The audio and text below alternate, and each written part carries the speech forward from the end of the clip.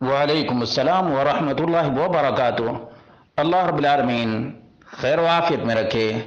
سوال بڑا ہی عجیب ہے کہ اذان سے پہلے مائک میں بلند آواز سے درود و سلام پڑھ سکتے ہیں؟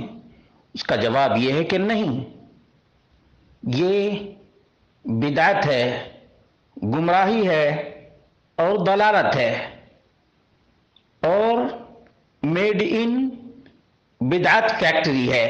میڈ ان بدعت فیکٹری ہے اور قرآن و سنت کے بھی خلاف ہے، قرآن و سنت کے بھی خلاف ہے اور علماء حنفیہ کے بھی خلاف ہے۔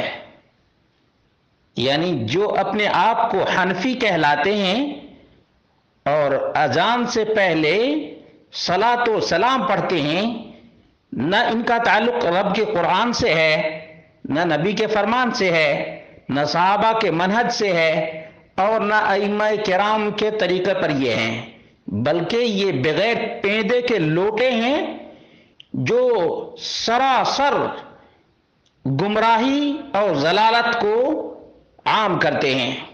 اللہ کے رسول صلی اللہ علیہ وسلم کا فرمان جو بالکل واضح ہے اور صحیح ترین حدیث کی کتاب میں موجود ہے کہ جب مؤذن اذان سے فارغ ہو گئے اور اذان سننے والا اذان کو دہرائے اور اخیر میں نبی اکرم صلی اللہ علیہ وسلم پہ درود بھیجے اور پھر نبی اکرم صلی اللہ علیہ وسلم نے اذان کے بعد کی دعا سکھائی ہے، دیکھا یہ بدعتی الٹی چال چلتے ہیں۔ نبی کریم صلی اللہ علیہ وسلم نے درود پڑھنے کا کب حکم دیا؟ اذان کے بعد۔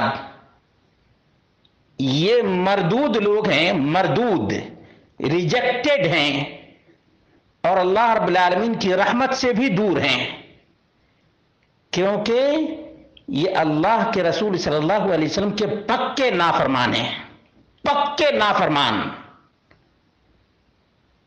اور ان کی عادت بنی ہوئی ہے ہر چیز میں اضافہ کرنا۔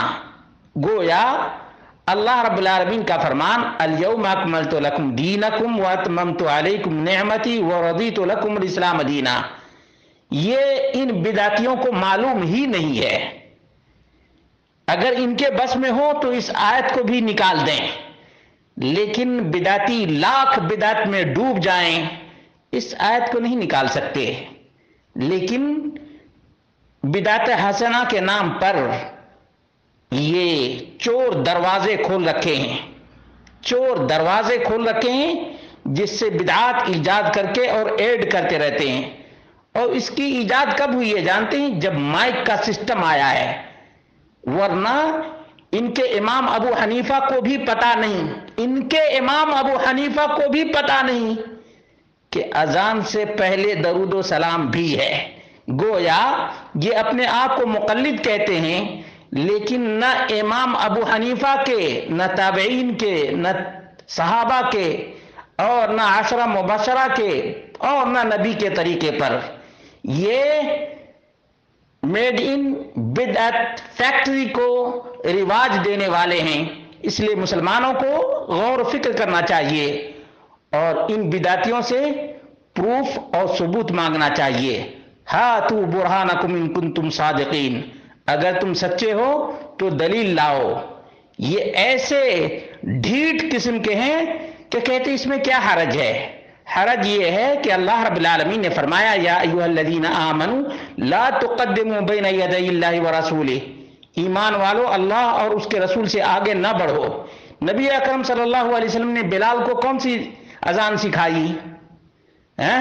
ابو محذورہ رضی اللہ عنہ کو کون سی اذان نبی اکرم صلی اللہ علیہ وسلم نے سکھائی ہے؟ یہ اللہ اس کے رسول سے آگے بڑھ کر اپنا قدم جہنم میں لے جا رہے ہیں، جہنم میں لے جا رہے ہیں۔